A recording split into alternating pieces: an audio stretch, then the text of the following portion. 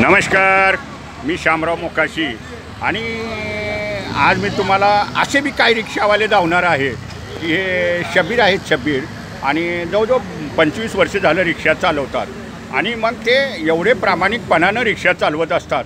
हे राहायला बोरिवलीलाच आहेत आणि ते एवढे म्हणजे आपली गाडी सांभाळतात की स्वतःचं काम हे स्वतः करतात आणि त्यांच्या गाडीत सगळं पाना पकड वगैरे सगळ्या गोष्टी आहेत. म्हणजे त्यांना जर विचारलं तुम्ही गॅरेजमध्ये का जात नाही, जाऊ ते बोलत आहेत काय मी प्रामाणिकपणानं धंदा करतो, मग मला काम मी गाडीचं शिकणार नाही तर मग मी ड्रायव्हर कसला.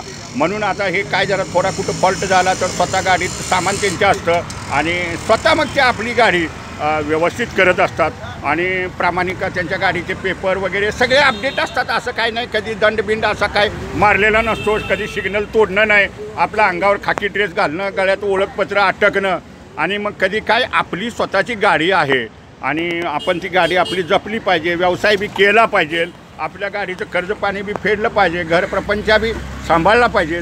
तर असेही इथं प्रामाणिक रिक्षावाले आहेत की जे रिक्षातले तज्ज्ञ आहेत, व्यवस्थितपणे आपलं ड्रायव्हिंग बी करतात आणि आपला व्यवसाय बी सक्षमपणानं करतात. नाहीतर आता काय आहे मग सगळे पाय लागो गुरु लेता है 25,000 यूपी से आता है और यूपी का लाइसेंस इधर ट्रांसफ़र करता है, उसको टंकी किधर है, गैस का टंकी वो पूछता है, गाड़ी लेगा तो गैस का टंकी किधर है, ऐसा भी सब लफड़ा है ना.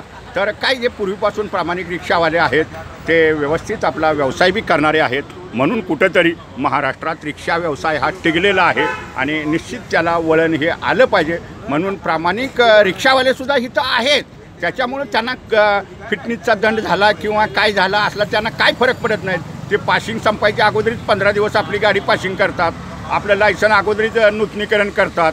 म्हणजे ज्या काही गोष्टी आहेत आपल्या गाडीचे पेपर अपडेट ठेवायचे आणि सभ्यतेनं गिऱ्हाईकाशी बी ते बोलणारे आहेत ना.